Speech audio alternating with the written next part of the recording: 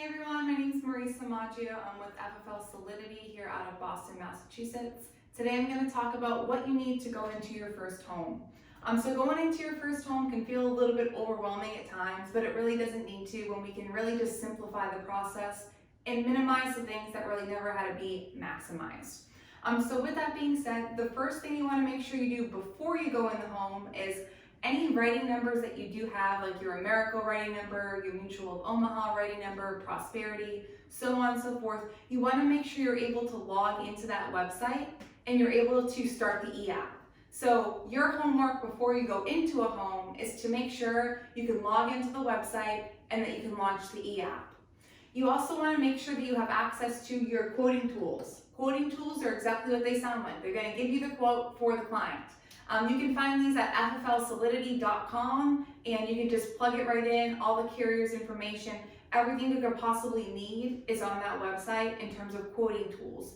Don't overwhelm yourself. When you're getting appointed with each carrier, you're going to have a writing number with each carrier. With that being said, you want to bookmark each carrier's website and you want to download the quoting tools to your computer, your tablet, your phone, whatever it might be, to make sure you have easy access to them. So that's going to be the first thing that you need, again, before you go in the home. The last thing you want is you quote somebody, with Americo Eagle for, $250 a month, and then you can't write it because you don't know how to launch the e-app. That wouldn't be any good, so make sure you have that done, please. The next thing would be a positive mindset. This is so important. People can feel your vibe. We've all been in situations where, even like at the grocery store, like you walk by somebody, you don't even know who they are, and like they just, you just didn't mesh with them, even though you didn't even have a conversation. You're like, wow, that lady was rude, just because of what they don't look positive, they look maybe like they're not having like the best day of their life, whatever it might be. Point is positive mindset is going to give you positive results. If you walk into a home with an expectation of negativity, that's exactly what you're gonna get. So walk in there, positive mindset, you are the doctor, they are the patient. They need your help. If you're not there, they're not going to get your help. With that being said, some things that I do before I go into the home, till this day, by the way, I look at myself in my rearview mirror and I tell myself I'm the best. If anybody's gonna help this family, it's gonna be me. And it sounds silly, but when I go into the home, that's my mindset. I'm helping the family and I'm the best at what I do. And I think that is true. So with that being said, you want to make sure you always bring a smile in the home, right? Think about people who have been in your home. It might have been somebody who was, doing something with the plumbing, or somebody who was fixing the floors, or, whatever it might have been in your home or your apartment or whatever. You probably can think of like I had an experience with the Comcast guy, the cable guy. He was a very nice guy. And then I had an experience with the electrician, and I was like, wow, he must be having a real bad day, right? He didn't walk in with a smile on. He's like, where's the sink? So it's just like, we don't want to do that. We want to make sure that they feel comfortable with us because we're going through a trust process as well. So make sure you always bring your smile and your positive mindset.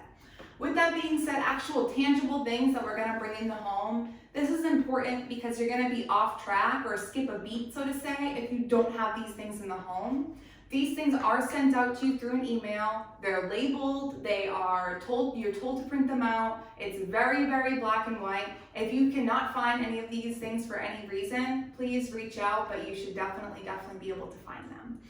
The first thing you want to make sure you have, and I'm going to just kind of show everybody here, I do use a clipboard. I know, I use a clipboard.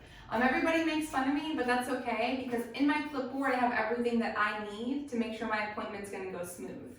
The first thing I'm going to have is the lead sheet. So the lead sheet is exactly what it sounds like. It's the same sheet that you called off of, hopefully. You put it in your notebook and now you're bringing it in the home. The next thing that's going to be here is in my opinion, most valuable thing you can bring in the home, which is the financial inventory sheet. You need one for every single home that you go into. It's non-negotiable. If you go in without a financial inventory, you should just leave. No, I'm half kidding, but you need a new financial inventory in every single home. So make sure you're printing multiple. And that's what I kind of keep within this clipboard throughout the day, just as many of them as I need, and make sure I have them on deck and ready to go. With that being said, you want to make sure you have your state license. I keep my state license. I bring when I walk in a home, this is what it looks like, and I have my bag with me, and I make sure my license is showing, right? So you can kind of see it, but it's very nonchalant. There's been very minimal times that people have been like wary and been like, oh, like, can I see your state license? And it's like, sure. But what I do is I put this flat on the table, so when I sit down, it's facing up, and then I have, my clipboard next to it. On the other side of this, I have the credibility sheet, which you can kind of see. And again, this is, right from FFL, so it goes through the carriers we work with, etc. It's just I use this little folder here just to essentially have my license displayed as well as the credibility sheet displayed all in the same place, which is really helpful for me. So lead sheet, definitely have that. You want to show them what they filled out, even if it was online. You want to make sure they can see the answers to their questions. Financial inventory sheet. We have the clipboard, our state license, credibility sheet. Next couple things that we do want to make sure we have. You want to make sure you have a computer or a tablet, whatever you're going to be using in the home to do your e-apps. So whatever that looks like for you, computer, tablet, iPad, laptop, I don't know, I'm not that good at technology, but whatever it is, bring it with you and try to have an established Wi-Fi connection, whether that be through an iPad that automatically connects or that be through a hotspot that will connect you to the Wi-Fi. I have been in predicaments, by the way, where I have not been able to connect to my hotspot, for example, and I just ask the person I'm sitting with, hey, can I use your Wi-Fi? And usually they're like, yeah, and they're very happy to give it to you. So don't feel like you can't ask that either if you're unable to establish an internet connection. Next thing, with that being said, of unable to establish an internet connection, we want to make sure that we have paper applications. This is so big because it's like, I think even like 3 years back, like e-apps were cool, but like one carrier had them, right? So it's like paper applications are so crucial because when you're in a home, if the Wi-Fi lets you down, you can't establish a connection, you're unable to log into the website, or whatever might happen, technology's weird, the website's down, the e-app's down. You don't want to have to walk away from a client and not protect the family and walk away from a sale because you didn't have paper applications with you. If you're within my group, you've been sent Mutual of Omaha's whole life and term life applications. So you want to make sure you have 3 copies of each of those on you, minimum, at all times. Same thing, you have CFG, Columbian Financial Group's paper applications. Again, 3 of those bare minimum at all times, because if technology fails us, we don't want to have to walk away from a sale. So in the back essentially of my clipboard here, you'll see I have my paper applications ready to go.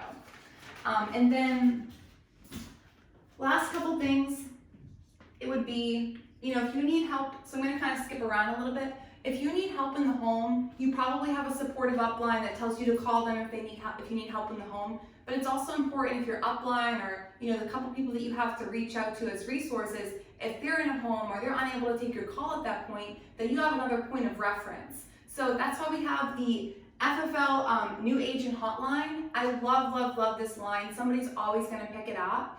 It rings to either 5 or 10 different people's phones at the same time who are top producers. And then from there, one of them is going to pick it up. They're not going to ask you who you are. They just want you to tell them, hey, I'm sitting with John. John's 75 years old. He has COPD and he smokes. Which way should I go? And they'll help you out from there. So it's a good resource just to have in the back of your phone, in your back pocket, however you want to say that. And then last thing I'll touch on is what I call a leave behind sheet. And I really like this sheet because I made it. No, I'm only kidding. I really like this sheet because I think it adds a lot of value when you're walking out of the home. You're actually leaving something with the client that's tangible, that they can reference, that makes them feel good. So up at the top here, this is what the sheet looks like. Essentially what you'll see is the client's information, their basic information, their name, their phone number, their email address. Right below that's going to be the same thing about you as the agent, your name, phone number, email address. It's going to go through the policy information. Who's the carrier that you went through? What's the name of the product? And then it kind of just narrows down, is it term, is it whole life? Is there critical illness? what's the face amount, what's the premium amount, and it just goes through a couple other things. From there, you're gonna have the client sign it and date it. You're gonna sign it and date it. Does this have to be submitted anywhere? No, but what you wanna do is take a photo of it, or if you have like a scanner app on your phone, just scan it in, and then you just keep this with the client. It's something that the client has that's tangible, they feel good about it, they like you, they trust you, and it makes a lot of sense to them. So these are the things that we really do want to bring in the home. They're the most important things to bring in the home if I had to narrow it down, because that's what I just did. And anything else really is just, supplemental, and it's not as necessary. So don't be nervous to go into your first home. Just get in there, get in your first 100 homes, and then from there, you'll be able to make this video probably 100 times better than I did. So thanks for tuning in, guys. Have a great night.